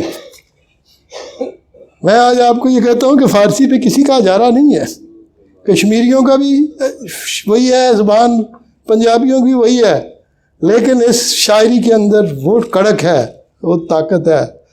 کیا کہتے ہیں، جمع کردم، میں نے جمع کیا، مشت خاشا کی، خست و خاشاک کی مٹھی کو، کہ سوزم کھینچ رہا، کہ اپنے آپ کو جلا دوں، گل گمان دارد، پھول کا یہ گمان ہے، وہم اس کو ہو گیا ہے کہ بندم آشیاں اندر گلستان، کہ میں گلستان کے اندر آشیاں باندھنے کے لیے آ گیا۔ اور اقبال کہتے ہیں یہ درد مند سزا مجھے بہشت سے آئی، حوض کوثر کے کنارے۔ اب رومی بھی کہتے ہیں، گفت رومی انچ می آید نگر، دل مدے با انج بگذشت ہے پسر۔ رومی نے کہا انج می آید نگر، جو تمہارے سامنے آ رہا ہے اس کو دیکھ، نگر نگریستن، اس پہ نگاہ ڈال، اور دل مدے، دل مت دے، با انج بگذشت، اس سے جو گزر گیا ہے، اے پسر، اے میرے بیٹے جو گزر گیا سو گزر گیا، اس پہ دل مت باندھو، جو سامنے آ رہا ہے اس کو دیکھو۔ شاعر رنگی نواؤ طاہر غنی، فقر و باطن غنی ظاہر غنی۔ یہ رنگین نواز شاعر ہے جس کا نام طاہر غنی ہے، فقر و باطن غنی، اس کا فقر بھی غنی ہے، اس کا باطن بھی غنی ہے، اس کا ظاہر بھی غنی ہے، بے نیاز ہے ہر چیز سے۔ وہ کہتے ہیں نغمہ می خواندن مست مدام، در حضور سید والا مقام۔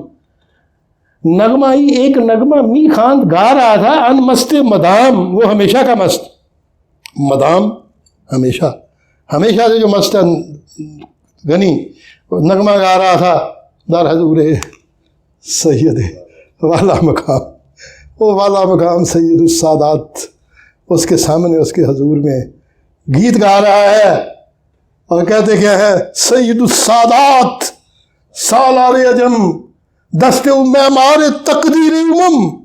وہ سید السادات، سادات کا سید، سالار عجم، وہ ایران کا سالار، ان کا لیڈر، گورنرز کی اولاد، رسول اللہ صلی اللہ علیہ وسلم کی اولاد، آل رسول سے، دست و معمار تقدیر امم، جس کا ہاتھ امتوں کی تقدیر کا معمار ہے، دست اس کا ہاتھ معمار تقدیر امم، اس نے تو امتوں کی تقدیر اپنے ہاتھ سے لکھ دی۔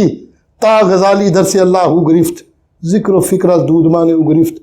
جب امام غزالی نے اللہ کا درس لینا شروع کیا، تصوف کی طرف رجحان آیا، تو ذکر و فکر از دود مانے، دود مان کے خاندان کو اس نے ان کے خاندان سے، سید ہمدانی کے خاندان سے ذکر اور فکر سیکھا تھا۔ اینڈ کے اوپر ایک بات کہیں گے، ذکر کیا ہے اور فکر کیا ہے، دونوں چیزوں کی پھر وضاحت کریں گے جاوید نامہ کے اینڈ پہ۔ ذکر اور فکر، روحانیت اور فلسفہ، دونوں چیزیں غزالی نے سیکھی ہیں، حضرت کے خاندان سے سیکھی ہیں ایران نے۔ مرشد ان کشور مین و نذیر، میر و درویش و سلاطین را مشیر، اس جنت کی جیسی کشور، ملک کا مرشد، جو شہزادے، میر، درویش، سلاطین، سب کا وہ مشیر تھا، سب کو مشورے دیتا تھا، فقیروں کو بھی مشورے دیتا تھا، سلطانوں کو بھی مشورے، ہر ایک۔ اور خطے را ان شاہ دریا آستین، داد علم و صنعت و تہذیب و دین، وہ شاہ جس کے آستین میں سمندر چھپا ہوا تھا، دریا آستین، اس نے اس خطے کو علم بھی دیا ہے، تہذیب بھی دی ہے، صنعت بھی دی ہے، اور دین بھی دی ہے، فل پیکج۔ اسلام ایک صرف اسلام نہیں، فل پیکج لے کے آیا ہے، انڈسٹری بھی لے کے آیا ہے، علم بھی لے کے آیا ہے، تہذیب بھی لے کے آیا ہے۔ آفرید ان مردی ران صغیر، با ہنر ہا یہ غریب و دل پذیر۔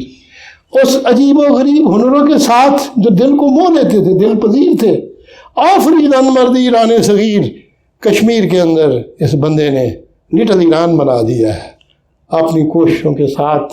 اور یک نگاہ او گشایت صد گرے، خیز و تیر شراب دل راہی بدے۔ ایک نگاہ ہے، اس کی ایک نگاہ کشایت صد گرے، سینکڑوں گروں کو کھول کے رکھ دیتی ہے اس کی ایک نگاہ۔ اس کی ایک نگاہ پڑ جائے تو سینکڑوں گریں کھل جاتی ہیں، اور خیز اٹھ کھڑا ہو، تیر شراب دل راہی بدے، اس کے تیر کو اپنے دل کا رستہ دکھا۔ اس کی نگاہ کا تیر جو ہے اپنے دل کے اوپر آ کے رستہ دے تاکہ تمہیں آگے مارے۔ اور اس کے بعد کہتے ہیں اقبال پہنچ گئے حضرت کے سامنے۔ اب یہ منظر جو ہے بڑا ہی ایک جذباتی منظر ہے۔ از تو خواہم سر یزدان را کلید، طاعت از ما جست و شیطان آفرید۔ از تو خواہم، اے سید السادات، اے مرشد کشمیر، اے میرے بزرگوں کے مرشد، از تو خواہم، میں تم سے چاہتا ہوں، سر یزدان را کلید، اللہ کے راز کی چابی چاہتا ہوں تم سے۔ اللہ کے راز کو تالے لگے ہوئے ہیں، بابا جی چابی اسی دے دے۔ از تو خواہم سر یزدان را کلید، طاعت از ما جست و شیطان آفرید۔ اس خدا نے ہم سے عبادت، عبودیت اور طاعت مانگی، کہا کہ میری طاعت کرو، اطاعت کرو، میری عبادت کرو، لیکن ساتھ اس نے شیطان کو کیوں پیدا کر دیا؟ اگر اس نے عبادت ہی مانگنی تھی، طاعت از ما جست، تو عبادت کرتے ہم، شیطان آفرید، اس نے ایک مصیبت ایک اور پیدا کر دی ہمارے لیے۔ زشت و ناخوش را چنن آراستن، دار عمل ازمانی کوئی خواستن۔ شیطان کیا کرتا ہے؟ زشت پلید چیز، بدی چیز، ناخوش، جو بالکل جسے کہتے ہیں اچھی نہیں لگتی، چنان آراستن، ہر برائی، ہر بدی چیز کو اس طریقے سے وہ آراستہ کر لیتا ہے، سجا کے پیش کر دیتا ہے۔ شیطان ہمیں ایسے ایسے کسینوں کی لائٹیں دکھاتا ہے، قمار خانوں کی، جوے خانوں کی، شراب خانوں کی، اندر شیشیوں کی بوتلوں کے وہ جو خوبصورت طریقے سے سجی ہوئی ہیں، میں خانے بٹ ٹول باج رہے نے، زشت و ناخوشرا چنان آراستہ، ایسے آراستہ کرتا ہے۔ اور دارم الازمان کوئی خاصتاً شیطان کے ساری آرائش جو کر چکا ہے، تو پھر اے اللہ تو ہمیں دارم الازمان کوئی خاصتاً، تو یہ چاہتا ہے کہ ہم عمل میں اچھائی کریں، نیکی کریں، کوئی خاصتاً نیکی چاہتا ہے تو دار عمل میں آزما ہم سے ایک قدر شیطان بنا دیا ہے، جس نے ہر برائی کو سجا کے پیش کیا ہے۔ تو کہتا ہے تو نیکی کرو۔ آج تو پرسم ان فضون سازی کے چے با کمارے بادنشین بازی کے چے، آج تو پرسم میں بابا جی آپ سے پوچھ رہا ہوں ان فسون سازی کے چے، یہ جو فسون سازی ہے، یہ جو جادوگری ہے، یہ فسون کاری ہے، یہ کیا ہے؟ اور باپ کمارے بد نشین بازی کے چے، یہ بد بندے کے ساتھ بیٹھ کر جوا کھیلنا، یہ بازی کیا ہے؟ ہم آگے ہیں جوا کھیلنے کے لیے، آگے شیطان بیٹھا ہوا ہے، شیطان کے ساتھ آپ شطرنج کھیل رہے ہیں۔ باپ کمالے بد نشین بازی کے چے، مشتخا کو ان سپہرے گرد گرد، خود بگو میزی بدش کاری کے کرد۔ بابا جی ایک چیز بتائیں ہمیں، مشتخاک ہم مٹی کی مٹھی ہیں، ادنا سے لوگ ہیں، ان سے پہلے گرد گرد، یہ آسمان جو ہے گول گول ہے، گرد گول، گردش کرنے والا۔ گرد کا معنی گرد و غبار بھی ہوتا ہے، لیکن گرد کا معنی گول گول گول گول، ٹھیک، گردش سے ایک ہماری مٹی کی مٹھی ہے، اور ایک ایسے گھومنے والا آسمان ہے جو گھوم گھوم گھوم گھوم کے گلائی میں پڑا ہوا ہے، اور اتنا وسیع ہے، وسعت پذیر ہے۔ خود بے گو میزی بدشکاری کے کرد۔ بابا جی آپ بتائیں، خود کہیں میزی بدشکاری کے کرد، اللہ نے یہ جو کام کیا ہے کیا اس کو یہ زیب دیتا ہے؟ میزی بدش، کیا اس کو زیب دیتا ہے کاری کے کرد جو اللہ نے کیا ہے؟ شیطان بنا کے ہمارے ساتھ کار ماؤ افکار ماؤ آزار ماؤ دست باؤ دندن گزیدن کار ماں، ہم تو پھنس گئے ہیں۔ کار ماں ہمارا کام، افکار ماں ہماری سوچیں، آزار ماں ہم پہ جو گزرتی ہے، بیتتی ہے آزار، تکلیف، جو غم سہتے ہیں ہم لوگ، جو پریشانیاں سہتے ہیں۔ دست بعد دندان گزیدن، ہاتھ جو ہے وہ دانتوں کے ساتھ کاٹ رہے ہیں، گزیدن کاٹنا، دست ہاتھ، بعد دندان گزیدن، یہ جو ہاتھ کاٹ رہے ہیں، کارما، ہم ہر وقت اپنے ہاتھ کاٹتے رہتے ہیں دانتوں کے ساتھ، ہمیں سمجھ نہیں لگتی نیکی والے پاسے چلیے کہ برائی والے پاسے چلیے۔ شیطان، اب اقبال نے یہ کویشچن کر دیا ہے سید السادات سے، اور حضرت کیا کہتے ہیں آگے اس کے جواب میں؟ حضرت اقبال کے بندائی کز خیشتن دورت خبر آفرینت منفعت را از ضرر۔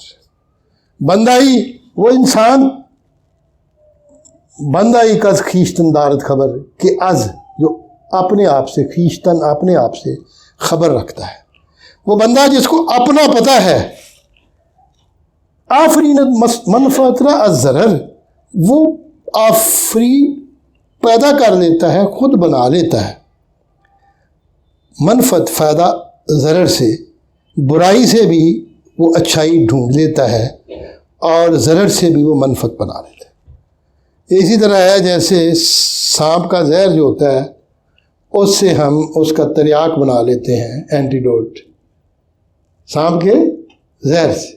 آفریدن کا مطلب ہوتا ہے پیدا کرنا، آفرینت پیدا کر لیتا ہے۔ منفعت را از ضرر، ضرر سے فائدہ بنا لیتا ہے، منفعت بنا لیتا ہے۔ بزم بادی وسط آدم را وبال، رزم بادی وسط آدم را جمال۔ دیو شیطان، دیو کے ساتھ بزم، محفل، اس کی شیطان کی محفل میں بیٹھ جانا، آدم را وبال، انسان کے لیے وبال ہے، رزم بادی وسط آدم را جمال، اور شیطان کے ساتھ جنگ لڑنا آدم کو جمال عطا کرتے۔ شیطان موجود ہے، اب تمہارا کام ہے تم نے اس کے ساتھ بیٹھنا ہے کہ اس نے جنگ لڑنی ہے۔ یہ ہے سارے کا سارا فلسفہ، تو ویسٹرن ریلیجن کا بھی اور اسلام کا بھی وہ موجود ہے۔ اب آپ کا کام ہے، اللہ نے اختیار دے دی ہے، یا تو اس کی بات مان لو، اس کے ساتھ بیٹھ جاؤ، جوا کھیل لو اس کے ساتھ، یا پھر اس سے جنگ لڑو اپنے نفس کے ساتھ بھی۔ اور پھر فرماتے ہیں خیش را بر اہرمن باید زدن، تو ہمیں تیغان ہمیں سنگ فسن، اپنے آپ کو اہرمن کے اوپر آ کے مارنا۔ اہرمن کا میں نے آپ کو بتایا ہے یہ کانسیپٹ اسلامک نہیں ہے، یہ زوروسٹرین کانسیپٹ۔ یہ لفظ اینگرا مینو، اینگری روح، ناراض روح، خدائے بدی۔ اقبال ہم نے شیطان کے لیے استعمال کیا، لیکن جب اقبال شیطان کو بہت طاقتور شو کرتے ہیں تو اہرمن کو بیچ میں لے آتے ہیں، اہرمن کی شکل اس کو دے دیتے ہیں، کہتے ہیں آپ کا کام کیا ہے؟ خیش را، اپنے آپ کو اہرمن باید زدن، اہرمن کے ساتھ ٹکرانا ہے، اپنے آپ کو رگڑنا ہے، مارنا ہے۔ تو ہمیں تیر، تو تمام کا تمام تلوار ہے، ان ہمیں سنگ فسن، وہ سنگ فسن ہے جس کے اوپر تلوار جو ہے رگڑ کے تیز ہوتی ہے۔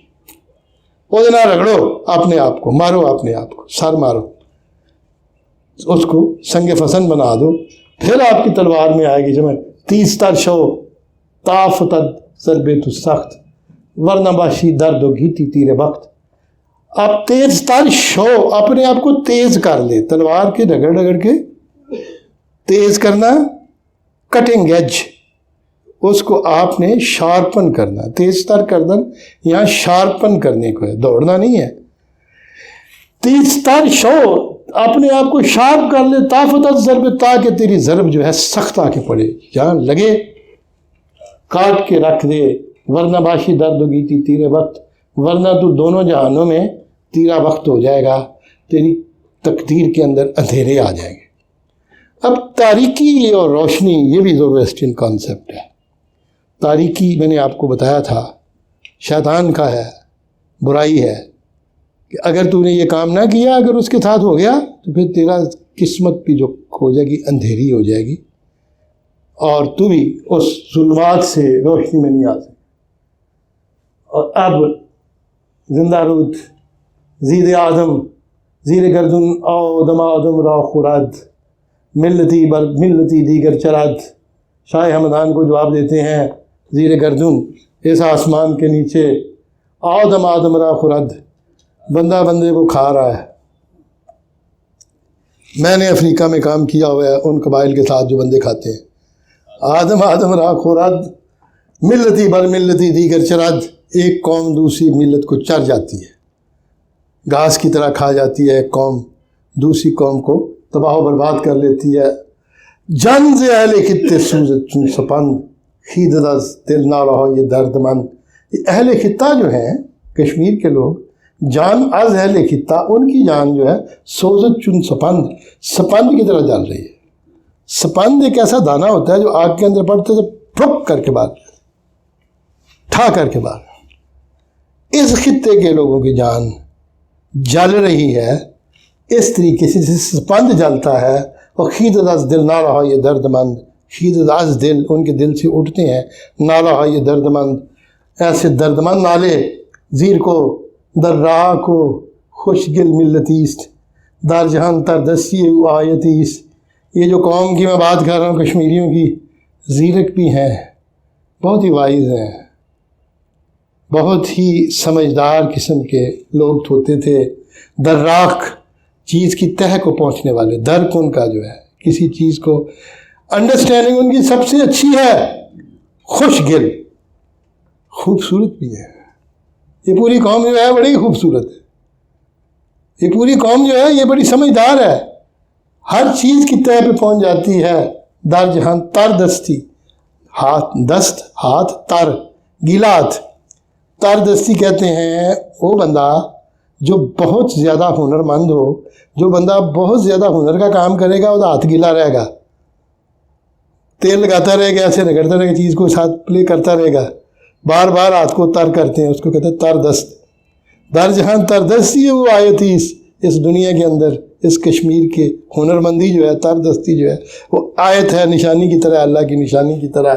اور پھر فرماتے ہیں ساغرش گلتندے اندر خون اوست در نیمن نال از مضمون اوست.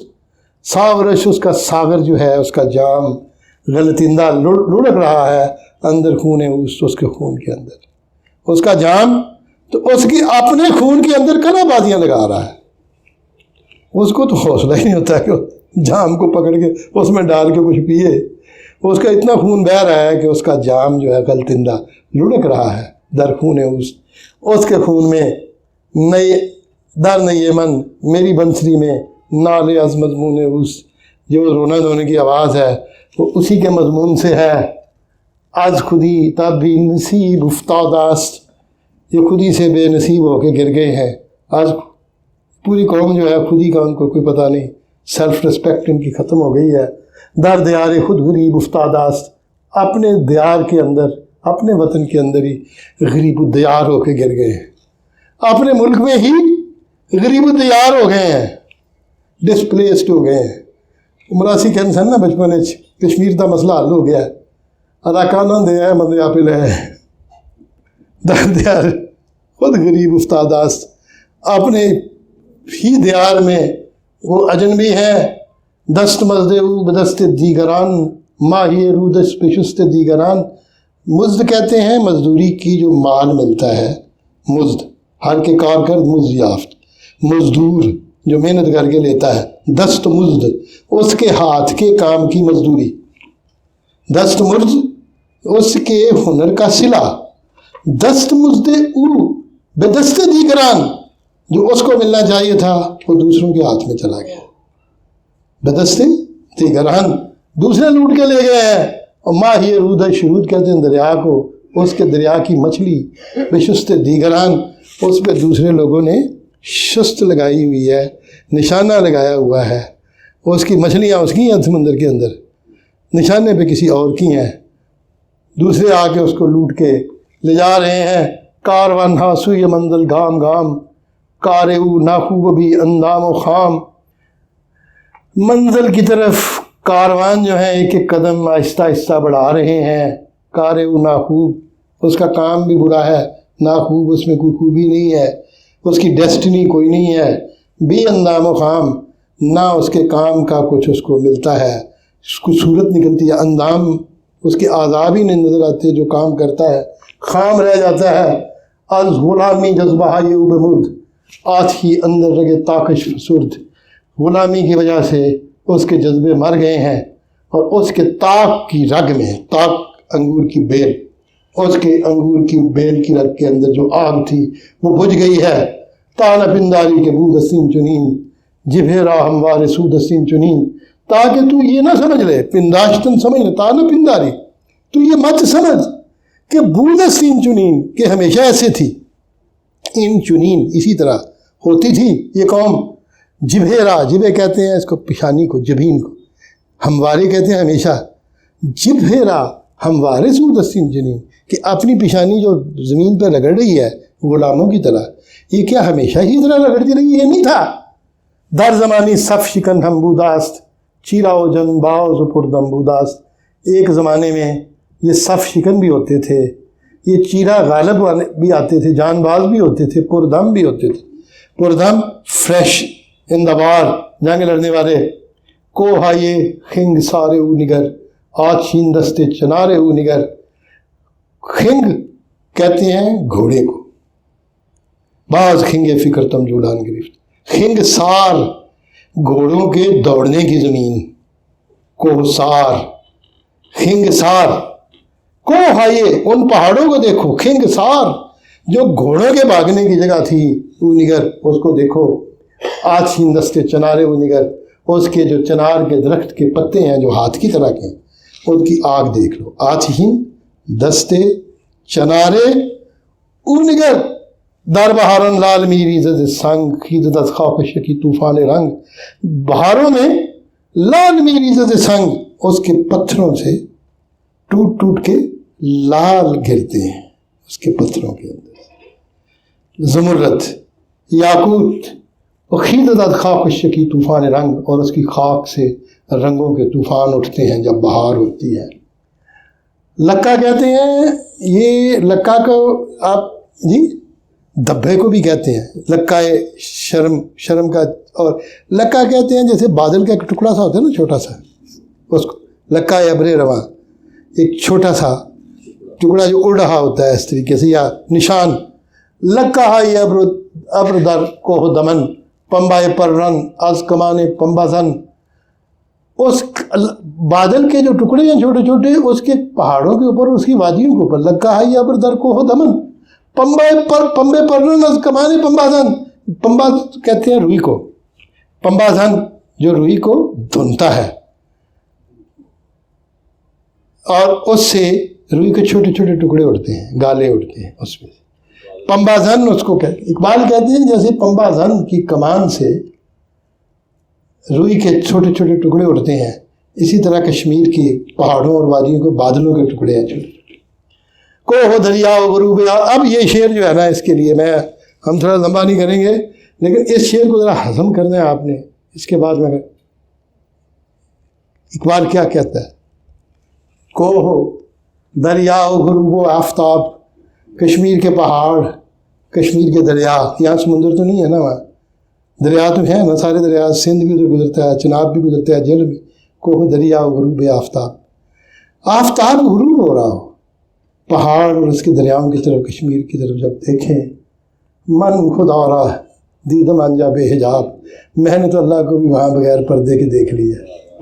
من خدا را دیدم انجا بے حجاب، میں نے اللہ کو بھی دیکھا، خدا کو بھی دیکھ لیا کشمیر میں، جس کا حجاب اترا ہوا تھا اس جگہ پہ۔ بشنو از نعیمی سرودم در نشاط، با نسیم آبو اربودم در نشاط، بشنو از نعیمی سرودم در نشاط، جو باد نسیم تھی اس کے ساتھ میں خوشی کے، نشاط کہتے ہیں خوشی کو، اسی کو نشا کہتے ہیں فارسی میں۔ میں عالم نشاط میں، خوشی میں، با نسیم آوار بودم، باد نسیم کے ساتھ میں آوارہ اڑ رہا تھا۔ اور بشنو از نعیمی سرودم در نشاط، رومی نے جیسے کہا بشنو از نئی چون حکایت می کند، تو میں خوشی کے مارے بشنو از نئی کہ میری بنسری سے سنو، میں گا رہا تھا مرغ کی می گفت اندر شاخ سار، باپ شیزی مینی ارزدین بہار۔ مرغک چھوٹا سا پرندہ، مرغ کی ایک چھوٹا سا پرندہ، می گفت اندر شاخ سار، ایک ٹہنی کے اندر بیٹھا ہوا کہہ رہا تھا، باپ پشیزی، پشید کہتے ہیں دمڑی، جو دمڑی ہوتی تھی نا پرانے زمانے میں، پیسے کا بھی تیجا حصہ، اس کو پشیز کہتے تھے۔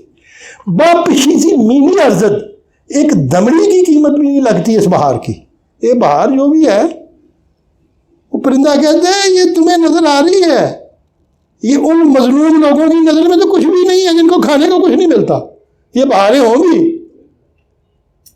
وہ تو غلامی میں ہمارے مر رہے ہیں۔ باپ پشیزی مینی ارزد، ان بہار اور لالے رستو نرگس شہلا دمید بعد نوروزی گریبان شرید، لالے کے پھول بھی اگے، رست رویدن اس کی کونپلیں نکلی لالے کی، نرگس شہلا دمید، اور خوبصورت نرگس کے پھول بھی جو ہیں وہ بھی کھل پڑے، اور بعد نوروزی گریبان شرید، نوروز کی ہوا چلی اور اس نے اس کا گریبان بھی پھاڑ دیا پھولوں کا۔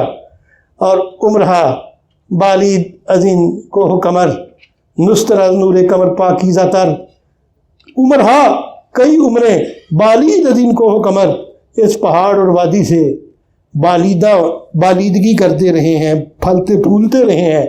نسترن یا نستر کہا ہے اس کو، نسرین کو، پھول کو، از نور کمر پاکیزہ تر، ان پہاڑوں اور وادیوں میں کئی عمروں سے پھلتے پھولتے رہے ہیں نسترن کے پھول، جو چاند کی روشنی سے بھی زیادہ پاکیزہ تھے۔